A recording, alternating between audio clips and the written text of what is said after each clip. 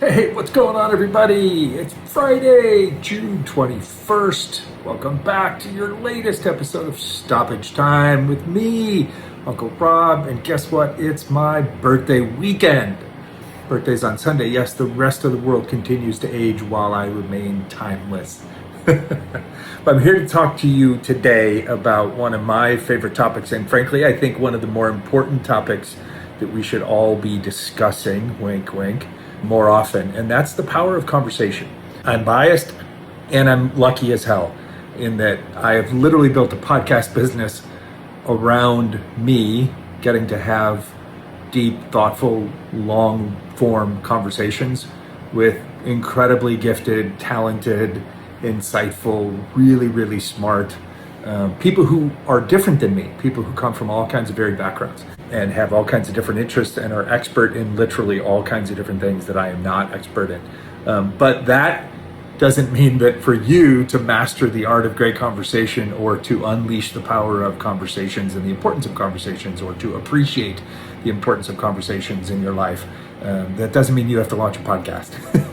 I mean, if you think about it, beyond the context of our podcast, which is again an incredible gift to me. For example, just this morning I got to have a conversation for a future episode with a young lawyer from New York City and LA, Morgan Barrett, where we talk about community. This week we dropped an episode that if you're into sports and modern day athletics and the business of sport is at all intriguing or interesting to you, you should check out with the episode that dropped on audio this week with Peter Abraham called The Business of Sport. Entrepreneurship out on the trails, and then it'll drop on YouTube on our YouTube channel next Monday. But from those conversations that I get to have to other future guest conversations I had already recently recorded with people like Robyn Ward on leadership in women's sports, with Lilly Rocha on the Latino restaurant industry here in the US, recent conversations we've had with Greg Mitchell from Peru about venture capital in South America, Pedro Crespo about diversity and the lack of meritocracy in venture capital in the US, Erika Bricky about building relationships, Robert Newman, as we talked about last week, about art and the confluence of art and commerce. I mean, these are all the conversations that I get to have. And it's almost no wonder that at the end of these conversations, at the end of these recording sessions, when I go back and I listen to episodes like I did yesterday with Peter's episode, about the business of sport, I just have this huge smile on my face. I am fired up, I'm energized, I'm ready to tackle the world, because not so much just the individuals that I get to have the conversations with, but the actual psychological, biological, proven impact that great conversation can have with all of us. And so I'm here really just today to kind of encourage conversation in three different ways. One, I wanted to just validate and share my enthusiasm for the topic and validate and share how important it is. I think that you appreciate it more in your life and in your business. Two, to give you a little bit of research, we'll put some links in the show notes that'll reference groups of different studies that have been done over the years that prove that conversations are kind of the great equalizer and the great unlock for us in our human relationships. And then three, to give you guys, in today's case, not a book recommendation, but two podcast recommendations, which I think are just incredible gateways to the artfulness and the power of simple human communication and conversation. So I'm so lucky that I get to do what I do. I'm so excited about the power of conversation that I'm literally building a business around it. Right? We talked recently in prior Stoppage Time episodes about the power of storytelling, and one could argue that conversations and storytelling are the same thing, and in many ways they overlap, but conversation is also just an artful relationship that is rooted in words and information sharing. It requires as much listening as it does speaking oftentimes, right? And so it's different than storytelling in and of itself. And so I really, really want to emphasize that. And just as a testament to the fact that I don't only have conversations about the guests on my podcast, right? And just in this last week or so, I've had conversations consistently around fundraising for our business, raising capital for this company, around friendship, around family, with clients about their communication and the conversations that they have with their staff and their clients in their businesses back in Wisconsin. So I'm fortunate that I've basically made conversations kind of a staple part of my day-to-day life. It's in my business what I get paid to do. but it's in my personal life what I thrive on doing, to be there for a friend who's going through a transition in her life and just needed someone to talk to bounce ideas off of, to be available, to be surprised last Sunday by my daughter's fiancé, Henry, and have him come over and have us just have a chance, just the two of us, without her around, to just have a conversation and catch up about our shared family life, to be able to talk to friends about their businesses, to be able to talk to mentees about the projects they're working on, to be able to talk to prospective investors about what we're doing, what I'm building, and why they're so excited about it or why they have more questions about it, right? Like, it's all just so rewarding that it leaves me kind of the best version of myself. And that's my encouragement to you this week, is to embrace the powers of conversation, to appreciate that we, as we like to say, we get to have these conversations with the people in our lives, in our business lives, in our interpersonal relationships, in our creativity, right? Not we have to, but we get to have these conversations.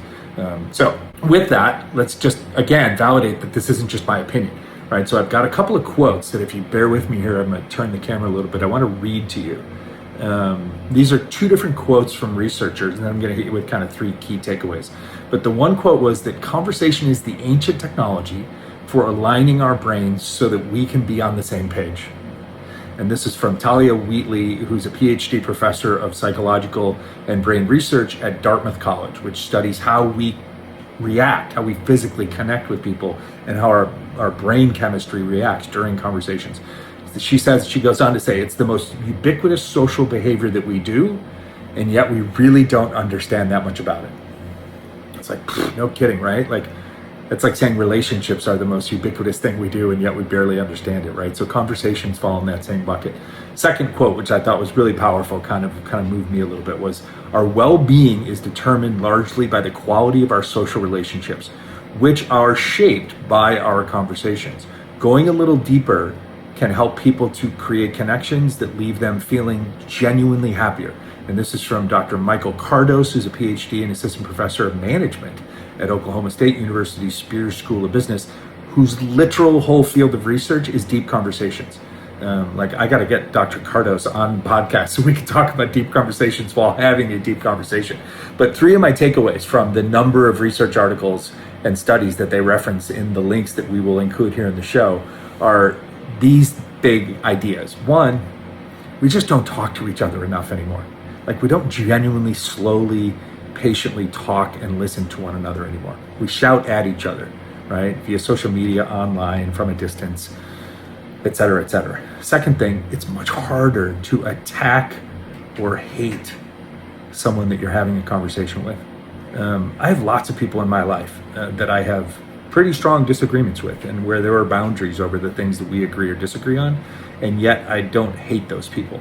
I might not always understand them, and I might have vehement disagreement over their particular points of view about some issues, but I can't hate them because I can empathize with them. I can understand that we have different points of view. I can even explore through conversation with them those different points of view in an attempt to understand them better, not necessarily in an attempt to change their minds, right? But in an attempt to help understand them so that my mind can interact with their mind, right? And then the third big takeaway is that whether it's our interpersonal relationships, our business relationships, engaging in conversation is not just like a better way to understand others, but it's really a better way to understand ourselves, right? Because to me, every conversation that I hang up having recorded for Entrepreneurial Thinkers, it causes me to reflect. It teases my curiosity. It triggers and catalyzes the things that I didn't know before I had that conversation, contrast them against the things that I do know, or really opens up the door to the idea of all the possibilities out there that I yet could learn, regardless of my age, which, by the way, is going to be 56 on Sunday. Anyway, so there's some science to back up this idea that conversations are critically important to us, and I really, really encourage you to dig down, click on these links, go read through some of the research for yourself, and explore how you could better apply these conversational tools and these realities into your own lives or your own businesses. Inevitably, it'll help. Final bit, as promised, rather than a book recommendation this week, I'm going to hit you with two podcasts.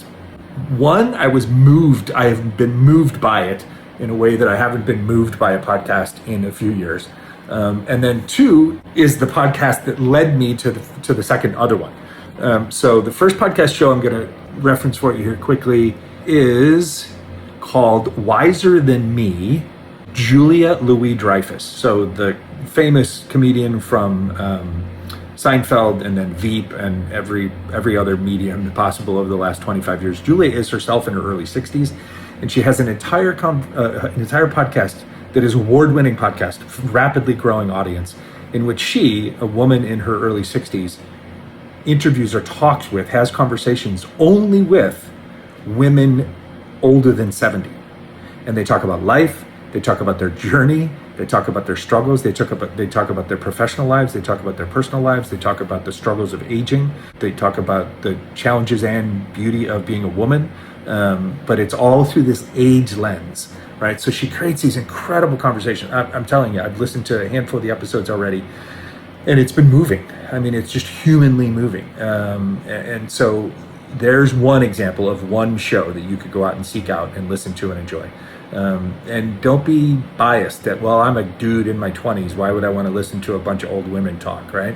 The whole premise of the show, Wiser Than Me, is the idea that Julia, as the host, is admitting that she's talking to people who are wiser than her, that can help her better understand life, right? And so if 70 and 80, I listened to one the other day, the woman was 88.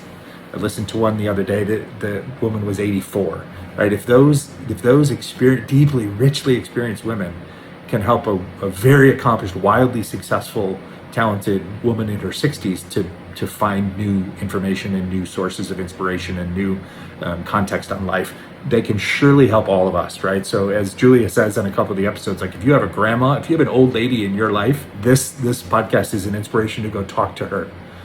Go ask her the questions. As my buddy Yogi would say, the whole premise of his first movie, Life in a Walk, was, he wanted to ask the questions that he hadn't asked his dad before he lost his dad. Thankfully, he didn't wind up losing his dad, but he did get to ask him the questions, and they did it while on an amazing walk on the Camino de Santiago, and he decided it was so important that he made a movie out of it. But that's the power of conversation, right? So then the second podcast that I'll recommend is On with Kara Swisher. Kara Swisher is one of the tech and business industry's most prolific journalists, storytellers, writers, reporters over the last 35 plus years of her career, of my life. I've been listening or reading or studying the work of Kara Swisher since I was starting my first startup in my late 20s, 25, 26 years ago. And it was on her show, Kara interviewing Julia Louis-Dreyfus, that I learned 2 weeks ago about Julia Louis-Dreyfus's show. And what I love about that show that Kara does is it's On with Kara Swisher. It's on all your podcast feeds.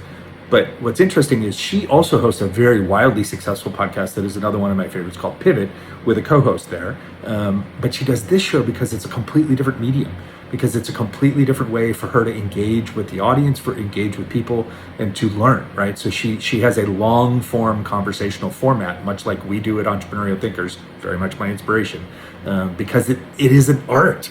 The art of conversation is critically important to all of us. So that's the stoppage time for this week. As always, I encourage you to find some joy and some love and some happiness in your weekend, in that gap of time, that stoppage time window between the end of your Friday and the beginning of your weekend. This weekend, hey, throw me a little extra prayer or a little extra love or encouragement for my birthday. I'm shamelessly going to enjoy it myself. I'm going to take Friday, the rest of today off, and I'm going to enjoy the rest of this weekend. Hopefully some time with friends and family, because you know what, if we can't stop to celebrate ourselves over the course of 1 year, every year, you're going to die waiting around for other people to celebrate you. So happy Friday, happy summer solstice and mid-June, and we'll see you right back here next week to continue having great conversations.